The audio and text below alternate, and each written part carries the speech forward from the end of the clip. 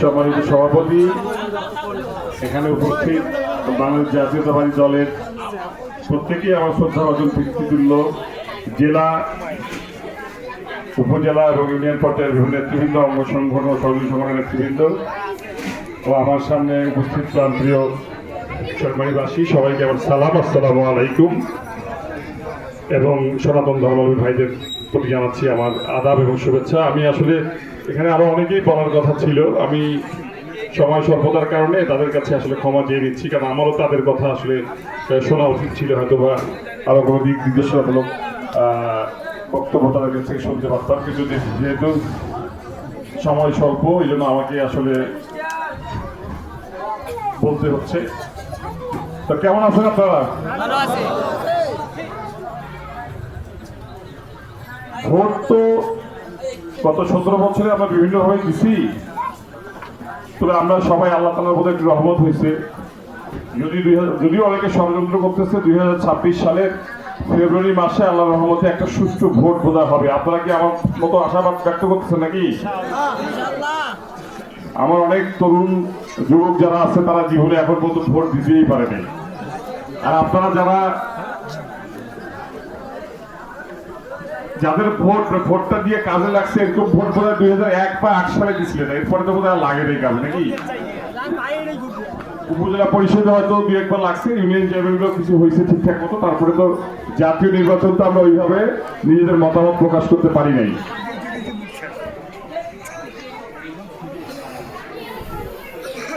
তো আমাদের জলঢাকায় রাজনৈতিক মাঠ এখন মোটামুটি পরিষ্কার নাকি?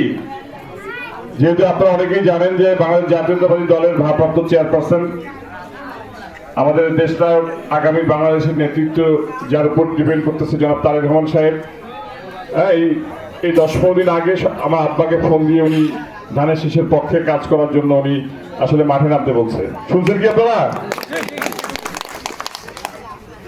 এখন বিষয় হচ্ছে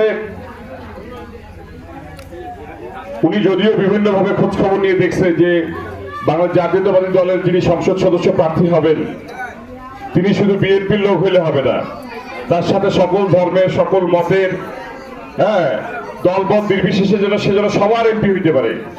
এমপি হলে তো খালি একটা দলের এমপি হলে চলবে? তা আপনাদের কি মনে হয় উনি কি সবার সাথে মিলেমিশে কাজ করার মতো একজন ব্যক্তি? উনি একটা পরীক্ষা তো দিছে, তাই না?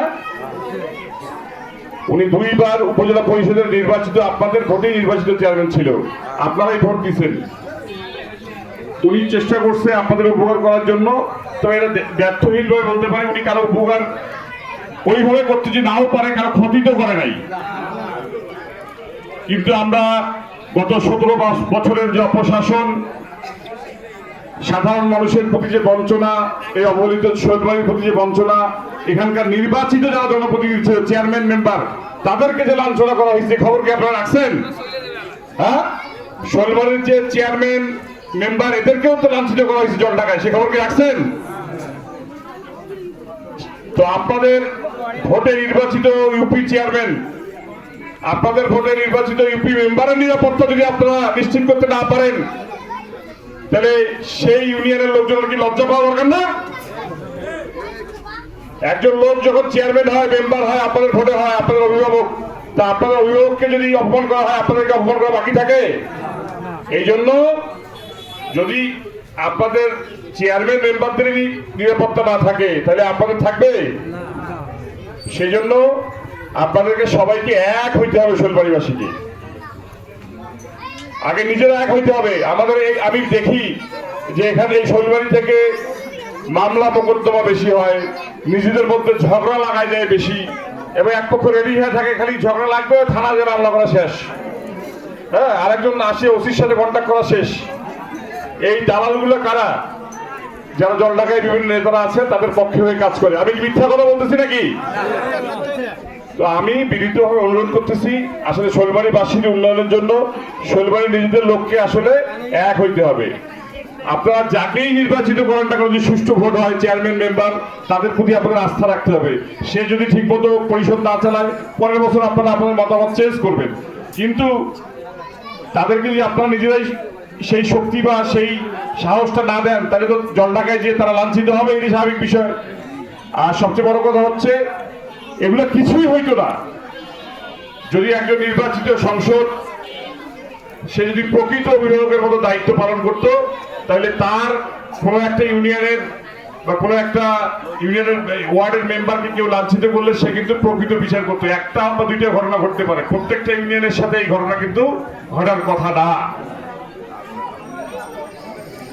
তো আপনারা কি ভবিষ্যতে এরকম কোনো ঘটনা শৈলবাড়িবাসীর জন্য ঘটবে এরকম চান আপনারা?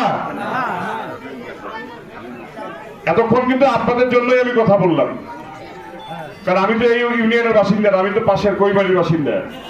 তারপরেও আমার ব্যথা লাগে, কারণ আমি তো জলঢাকাবাসী। এখন যাই যে তুলনামূলকভাবে অন্যান্য যে কোনো ইউনিয়নের থেকে, যেখানে শৈলবাড়ি বা নেকবক্ত এখানে বরাদ্দ বেশি থাকার কথা, এখানে উন্নয়নমূলক কাজ বেশি হওয়ার কথা, কিন্তু এই স্বাধীনতার 54 বছর বয়সে এই যে তিস্তার পাড়ের এই এলাকা এত বাজেট আসে, এত কিছু আসে, তারপরে কি আপনাদের ভাগ্যের উন্নয়ন হয়েছে? এই জন্য হয় নাই, কারণ আপনারা যোগ্য প্রতিনিধি নির্বাচিত করতে পারেন নাই, আপনারা আপনাদের দাবি নিজেরা আদায় করে নিতে পারেন নাই, এবং আপনারা নিজেরা বিভক্ত ছিলেন। একই বাড়িতে দেখা গেল যদি 3 ভাই থাকেন, 3 ভাই 3 দিকে গেছেন। আপনারা বোঝেন নাই যে কোন লোকটাকে আপনাদেরকে নির্বাচিত করতে হবে, যার কারণে আপনাদের কপালের দুঃখ দুর্দশা কিন্তু দূর হয় নাই। আমি বলতেছি আগামী 2026-এ যদি প্রকৃত নির্বাচন হয়, সঠিক নির্বাচন হয়, আমি আমার আব্বা আলহাজ শহীদ আলী সাহেবের কথা পরে বলতেছি, আপনাদের পক্ষে হয়ে বলতেছি যে একজন সঠিক, যোগ্য, সৎ, যার কাছে জনগণের আমানতদারি ঠিক থাকবে, যে মানুষের পাশে দাঁড়াবে, যে মানুষকে ঠকাবে না, যে মানুষের কাছে চাকরি বিক্রি করবে না, যে মানুষের সাথে মামলাবাজি করবে না, এরকম একজন লোককে নির্বাচিত করা দরকার কিনা বলেন? আমার জন্য দরকার, খালি আমার জন্য? আপনার জন্য দরকার নাই? আপনাদের কথা শুনে মনে হচ্ছে আপনাদের দরকার নাই, বোধ লাগবে না বোধ। এখানে বোধ আইন শৃঙ্খলা খুব ভালো, কোনো চোর টোর নাই, কোনো ডাকাইত নাই, কোনো ছিনতাই হয় না বোধ, কোনো চাঁদাবাজি হয় না। এটা বোধ জলঢাকার মধ্যে সব থেকে ভালো জায়গা বলে না? আমাদের এলাকায় হয়, আপনাদের এলাকায় হয় কি? তাহলে যদি হয় তাহলে সেগুলোর বিরুদ্ধে তো আমাদের সামগ্রিক ভাবে রুখে দাঁড়াই যাবে নাকি? তো রুখে দাঁড়াইতে হবে। যারা এরকম স্টেজে বক্তব্য দিয়ে চলে যাবে, শীতের পাখির মতো আর কোনোদিন ধরা দিতে পারবেন না, তাদেরকে দিয়ে কি রুখতে পারবেন? আমাদের এমন একজন প্রতিনিধি নির্বাচিত করতে হবে যিনি আমাদের এলাকার মধ্যে, যিনি আমাদের নাগালের মধ্যে, এবং যাকে ভোট দিলে আমাদের, যার কাছে আমরা তার জবাবদিহিতা নিশ্চিত করতে পারবো। কথা বলছেন কি?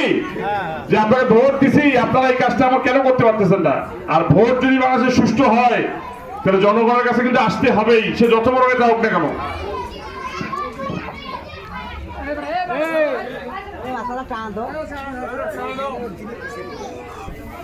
এখন সবচেয়ে বড় বিষয় হচ্ছে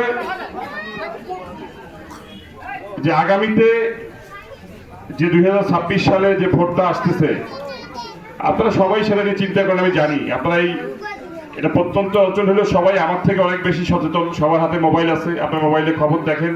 এই ভোটটা কিন্তু অত্যন্ত গুরুত্বপূর্ণ এই দেশের ভাগ্য উন্নয়নের জন্য।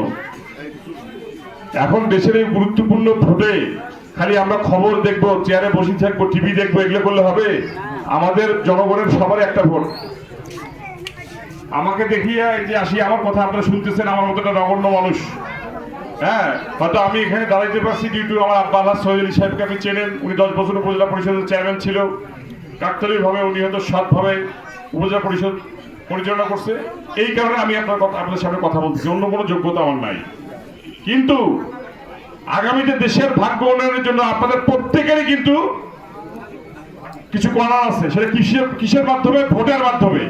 এবং এই ভোটটাকে আমরা সঠিক জায়গায় যদি দিতে না পারি, হয়তো অনেক জায়গায় সঠিকভাবে ভোট দিয়ে তারা যোগ্য নির্বাচিত প্রতিনিধি তৈরি করে তাদের এলাকার ভাগ্য উন্নয়ন করতে যদি পারে, আর আমরা যদি করতে না পারি, তাহলে আমাদেরকে আফসোসের মধ্যেই থাকতে হবে। কি বলেন? তা আমরা কি সারা জীবন আফসোস করবো? কথা বেশি বাড়াবো না এখানে। যতটুকু জানি আমরা, আপনারা আমার থেকে ভালো খবর রাখেন। আগামী দিনে সুষ্ঠু ভোট হয়, সরকারে কে আসতে পারে বলেন তো? হ্যাঁ, বিএনপি আসতে পারে। বিএনপির মার্কাটা কি? আর এখানে বিএনপি থেকে মনোনয়ন কাকে দেওয়া হয়েছে? ঠিক আছে, ভালো কথা। শহীদ আলী সাহেব যদি সৎ হয়, যোগ্য হয়, উনি যদি আমানতদার হয় তাহলে ভোটটা কি তার হক কি না বলেন? ভোট তার হক, প্লাস আগামীতে সরকার যেহেতু বিএনপি গঠন করবে এবং আমাদের এই অবহেলিত এলাকার উন্নয়ন দরকার নাকি, রাস্তাঘাট থেকে শুরু করে স্কুল কলেজ পরীক্ষা অবকাঠামো এবং স্বাস্থ্য ব্যবস্থা খুবই খারাপ। এখানে একটা লোক অসুস্থ হইলে তার জল ঢাকা নিয়ে যাওয়া যে কি কষ্ট রে বাবা, কি আমি মিথ্যা কথা বললাম? হ্যাঁ, গাড়ি ঘোড়া ঠিক মতো পাওয়া যায়? আর এই পাকে লোকের কথা বাদ দিলে আমার কষ্ট করা তো ভাষায় বর্ণনা করা যাবে, যাই যাইবে না তাই বুঝবে। আমি গেছি, আমি হাঁটছি চরে, আমি বুঝি যে যন্ত্রণাটা কি। আমি আপনাদেরকে এই ফাঁকে একটা কথা বলি, অন্তত আল্লাহ সজলি সাহেব যদি আপনার ভোটে আপনাদের দোয়ায় সে এমপি নির্বাচিত হয়, আমি তার কাছে ব্যক্তিগতভাবে অনুরোধ করব যে আমাদের এই চর অঞ্চলগুলোতে যেন একটা ভালো মানের স্বাস্থ্য কেন্দ্র করা হয়। আপনাকে আমার সাথে একমত? এমপি সাহেবকে ধরবো যে এই কাজটা করে দিতে হবে। তো শৈলবাড়ি দাওয়াবাড়ি এই চর অঞ্চলের জন্য অন্তত একটা স্বাস্থ্য কেন্দ্র যেন ওই চরে যেভাবেই হোক যুদ্ধ করে হলেও করা হয়, চিকিৎসা যেন লোকজন পায়, মানুষ যেন বিনা চিকিৎসা মারা না যায়। আর দ্বিতীয় হচ্ছে, একজন এমপি যদি সৎ হয়, যে জিনিসটা পারবেন সেই জন্য পকেট থেকে পয়সা খরচ করা লাগবে না। একটা জায়গার আইন শৃঙ্খলা উনি কিন্তু ঠিক করতে পারবে। থানার সামনে যদি লোক 10টা দেখি 5টা শৈলবাড়িয়ার বক্তব্য বলি, আর হচ্ছে কুকুর মুন্ডা, কি ব্যাপার এত তোমার থানা যাওয়া লাগে কি কারণে? তার মানে এলাকায় নিশ্চয়ই প্রকৃত মানে আইন শৃঙ্খলা ব্যবস্থা ঠিক নাই, এখানে আইনের শাসন নাই, লোকজনের মধ্যে এরকম কোনো মুরব্বী নাই। এগুলো আমরা চেষ্টা করব প্রত্যেকটা ইউনিয়ন ওয়ার্ডে বসে বসে আমরা যাতে এইসব আইন শৃঙ্খলা যাতে রক্ষা করা যায়। চেয়ারম্যান সাহেবকে বলবো আমি এই আমাদের এই পূর্বপাশের এই ইউনিয়নগুলোতে যেন এই বিষয়টা উনি যেন নজর দেয়। কি আপনারা দাবি তুলবেন? আমি অবশ্যই এই জলঢাকার একজন নাগরিক হিসেবে আমাদের দাবি এই থাকবে যে আমাদের এই প্রত্যন্ত অঞ্চলের প্রথম স্বাস্থ্য, তারপরে চিকিৎসা এবং আইন শৃঙ্খলা যেন ঠিক থাকে। এই দিনটাকে আমি ঠিক বলছি? এরপরে এখানে আপনাদের কোথায় কোথায় কয়টা ব্রিজ লাগবে যদিও 2-1টা আমি জানি, এগুলো আপনারা পয়েন্ট আউট করে রাখবেন। এই দাবিগুলো যদি আমরা পূরণ করতে চাই তাহলে কিন্তু আমাদের বাড়ির পাশের লোককে রাখবে, তার নাকি ওই যে ভোট নিয়ে ঢাকায় চলে যাবে ডাক দিলে হইবে। এতদিনও যদি তোমরা না বোঝেন তাইলে তো সবথেকে বড় বিষয় হচ্ছে যে আপনারা তো একবার ঠকেন নেই, ভোট দেন ভাড়াটিয়া লোককে, আবার টানা হাসা করে এলাকার লোককে এটা বানান, আর ফির আরেক সুশি খায়, একদম হাড্ডি পর্যন্ত সুশি খায়, আবার ফির ভোট দেন ফির ভাড়াটিয়া লোক। এমন এমপি বানান তাকে সার না করলে মাইন্ড করে কি? তো এগুলো কি আপনারা ঠকেন নাই? এখন আসি বর্তমান প্রেক্ষাপটে। সৈয়দ সাহেব কিন্তু খুব খারাপ লোক, জানেন? হ্যাঁ, আরে ভাই উনি মাথার ঘাম পায়ে ফেলিয়ে নিজে ইনকাম করে, ইনকাম করিয়ে কেন এত মসজিদ মাদ্রাসা দান করে? ওনার খারাপ লোক আছে? হ্যাঁ, একটা পোস্টার বানাইছে, মাথার তো টুপি নাই কেন? হ্যাঁ, এখন মানুষের সমালোচনার জন্য তো সমালোচনা করতে হবে নাকি? এখন আপনারা বলেন তো 10 বছরে কারো 2 টাকা চুরি করে খাইছে? তোমার কারোর টাকা নিয়ে চাকরি দিছে? কারো বরাদ্দ দিতে কমিশন নিছে? বরাদ্দ বেচাইতে কমিশন নিছে? এখন টুপি মাথার দিয়ে যায় কানগুলো করছে, সৈয়দ সাহেব খুব খারাপ লোক। কথা সত্য না মিথ্যা বলেন? সত্য বড় তৃতীয় লাগে, সত্য বড় তৃতীয় লাগে এবং এটা হজম করার খুব কষ্ট, সেটা আমরা এই ভোটের মাঠে নামলে বুঝতেছি। বাবা না, ছোট বাচ্চাকে চুপ করো তো একটু। আর একটা কথা বলি, এই যে পূজা গেল না, পুজোয় যে আপনারা মোবাইল সবার হাতে আছে না? পুজোয় কি আমরা যে বিভিন্ন পূজা মণ্ডপে গেছি, বিএনপি সারা বাংলাদেশে যেগুলো লোক গেছি, দেখছো না তোমরা? কাগজা কি গীতিয়ে পাঠ করছে? হ্যাঁ, কাগজা সেজদা দিছে? হ্যাঁ, এখন তোমার ওই পাবনার জেলা আমি অমুকের অমুক, আমি মনে হয় জলঢাকার ক্ষেত্রে বুঝতেছি ওনার মনে হয় সৈয়দ হিসাবে আমি কষি যে তোমাদের গীতিয়ে পড়ো ওঠে, ওটা ধুতি পিন্দিয়ে টুপি পাড়া দিয়ে তোমার শেষ দাদা আমরা বোধহয় কইছি। হ্যাঁ, এগুলো নিয়ে সমালোচনা করা যাবে না, যাবে? রোজা আর পূজা এটা কি আমি বিএনপি কোন লোক শিখিয়ে দিছিল? যে এক আপনারা বলেন এগুলো হইতেছে। এখন আরো যদি গভীরে যান, এখন বাংলাদেশে 18 কোটি যদি লোক থাকে, 18 কোটি লোকের যদি আপনারা একটা নির্দিষ্ট মার্কায় ভোট দেন, তাহলে 18 কোটি লোকের নামাজের সব আপনারা পাইবেন। এটা বিএনপি লোক শিখিয়ে দিচ্ছে কোন আপনারা? আর বেহেস্তের কথা না বললে আমরা তো সবাই জানে। তা আমার কথা হইতেছে এগুলো নিয়ে কেন আপনারা বিএনপির লোককে বা অন্য দলের লোককে সমালোচনা করেন? এগুলো তো ভুল করি কোন আর ইচ্ছাকৃত করেন, তা আপনারাই বলছেন। কি বলছেন ভাই? কে বলছে? এটা আপনারাই বলছেন। তা আপনারা বলছেন, এখন আপনারা হজম করেন, এটার ঝোলটা নেন, এটার যে সাইড ইফেক্ট আছে সেটা ভোগ করেন। আপনারাই বলছেন। আবার আপনারা এই কথাগুলো সাধারণ মানুষ কইলেও আপনারা বিএনপি গেলেন, বিএনপির লোকও কইলেও আপনি বিএনপি গেলেন। কি সে ভাষাটা আবার অন্যরকম। তো আপনারা কোন সমালোচনায় কান দিবেন না। আমি আমার পক্ষের যারা আমার সৈয়দ সাহেবের পক্ষে, থানা শীষের পক্ষে যারা লোক আছেন তাদেরকে বিনীত অনুরোধ করি, নির্বাচন একটা রাজনৈতিক প্রক্রিয়া। আমরা রাজনীতির মাঠে আসছি, আমরা রাজনৈতিক ভাবে মোকাবিলা করবো। আমরা কোনো ব্যক্তিগত আক্রমণ করব না, কোনো ধর্মীয় বিষয় নিয়ে আঘাত হানবো না, কোনো সাম্প্রদায়িকতা নিয়ে কথা বলবো না। আমরা আগামীতে যে আমি প্রথমে কি বললাম যে আপনার জন্য কি কি করব, কি করতে পারি, আপনার দাবি দেওয়া কি, এগুলো বলবো। যদি এই যে কথাগুলো কইলাম এগুলো যদি আমার আপনার এমপি হওয়ার পরে করে দিতে না পারি, তাহলে আমরা আপনাদের এই জায়গায় আমি দ্বিতীয়বার আসবো না। ভোট কি একবারে? আপনার ধরবেন যে বেটা তুই এটা করে দিবস তুই করে দিস সেই করে, তোর বাবা এমপি হয়েছে তার প্রতি করে দিস সেই, এই কথা বলবেন নাকি কইবেন যে তোর বাবার মাথা টুপি নেই কেন? হ্যাঁ, ওটা কইবেন যে বাবা এটা করে দিচ্ছি ভালো হয়েছে, ব্রিজ দিলু, রাস্তা দিলু, অ্যাম্বুলেন্স দিলু, হ্যাঁ ওই মেডিকেলের ব্যবস্থা করে দিলু, ঠিক আছে, তোর বাবার মাথা টুপি নেই কেন? তুই কত এইটা 10 ভোট। হ্যাঁ, সমালোচনার জন্য সমালোচনাটা করা ঠিক না। আপনারা আপনাদেরকে ধোঁকা দেওয়ার জন্য এখানে আসি নাই, আর আপনাদের সাথে প্রতারণা করার জন্য এখানে আসি নাই। দায়িত্ব নিয়ে বলতেছি এখানে দাঁড়ায় যে কোনো ধোঁকাবাজি করতে এখানে আসি নাই। যে কথাগুলো বললাম করার চেষ্টা করবো, 100% না পারি 90% পারবো, চেষ্টা করবো, 80% করবো, 50% করবো, কিন্তু আপনাকে ধোঁকা দিয়ে এখান থেকে যাবো না। আর আলাপ সৈয়দ হিসেব 79 জুড়ি বসে নাই, ওনাকে নিয়ে আপনারা যা যা কথাবার্তা বলবেন, সমালোচনা করবেন, মানুষ কিন্তু ভালো মন্দ বোঝে। জনগণের হাতে পাওয়ার, যদি প্যারোটার পাওয়ার থেকে জনগণ বুঝাই দিবে। আনার সৈয়দ সাহেব কাকুর সারাও বলে নাই, আর কারো কাছ থেকে 2 টাকা নিয়ে একদিন খায়ও নাই। মিথ্যা কথা বলতেছিল বিটা। তো পরিশেষে এত কষ্ট করে এই গরমের দিনে আমার মা বোনরা আসছে, আপনারা এই যে কষ্ট করে বসে আছেন, নামাজের সময় অনেকে নামাজ পড়ে এসে তারপরে আবার বসছেন, আপনাদেরকে আমি অন্তঃস্থল থেকে ধন্যবাদ জানাই। আমার আব্বার পক্ষ থেকে ধন্যবাদ জানাই। যে মুরব্বী লোকরা দেখছেন সবাই আসছে, অনেকে বক্তব্য দিতে পারলো না, আমার খারাপ লাগলো। হ্যাঁ, তো এনারা সবার জন্য দোয়া করবেন, আমার আব্বার জন্য দোয়া করবেন।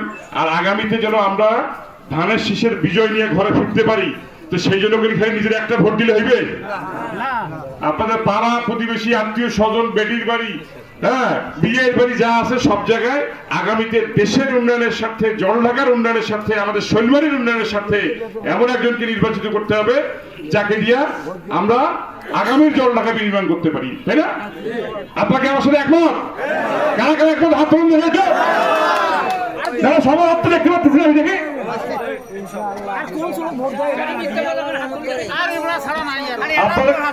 ধন্যবাদ। আমার আসলে বুকটা ভরে গেল। সব থেকে বড় কথা হচ্ছে কি, মানুষের কিন্তু মনের ভাষা, মুখের ভাষা, অন্তরের ভাষা সব যদি এক হয়ে যায়, চেহারা দেখলে কিন্তু বোঝা যায়। আমাকে তো বুকটা ভরে গেছে। আর পরিশেষে এটাও বলি যাই, আপনাদের সাথে বিগত এই 17 বছর যেরকম সম্পর্ক ছিল, আমার আব্বা এমপি হোক আর না হোক, আল্লাহ যদি তাকে এমপি করে ভালো করে নাও করে, আপনাদের সাথে সম্পর্ক ওরকমই থাকবে। কারণ জয় করা যেত আল্লাহ হাতে, না কোনো সম্পর্কের গ্যাপ হবে না। যেভাবে আপনাদের পাশে ছিলাম, যত এই 17 বছর ধরে যেরকম ছিলাম, আগামীতে যতদিন আমি পাশে থাকবো আপনাদের সাথে এই সম্পর্কই রাখবো ইনশাল্লাহ। সবাইকে ধন্যবাদ জানিয়ে সবার সুস্বাস্থ্য কামনা করে, বাংলাদেশ জাতীয়তাবাদী দল বিএনপির চেয়ারপারসন বেগম খালেদা জিয়া অসুস্থ, হাসপাতালে ভর্তি হয়ে আছে, ওনার পায়ের সমস্যা, একটু তার জন্য দোয়া করবেন। আমাদের দলের ভারপ্রাপ্ত চেয়ারপারসন তারেক রহমান, উনি যাতে সকল ষড়যন্ত্র প্রতিহত করে দেশে ফিরতে পারেন, এবং আমাদের শহীদ রাষ্ট্রপতি জিয়াউর রহমান তার জন্য দোয়া আছে। আমাদের নীলফামারীর আগামী নেতা ইঞ্জিনিয়ার শাহিদ ইসলাম তুহিন, সে যেন নীলফামারী 1 থেকে জাতীয় সংসদ সদস্য নির্বাচিত হতে পারে, এই আশাবাদ ব্যক্ত করে আপনাদের সবার কাছে তার জন্য দোয়া আছে। আমি আমার বক্তব্য এখানে শেষ করছি। আসসালামু আলাইকুম রহমতুল্লাহ, সবাইকে ধন্যবাদ।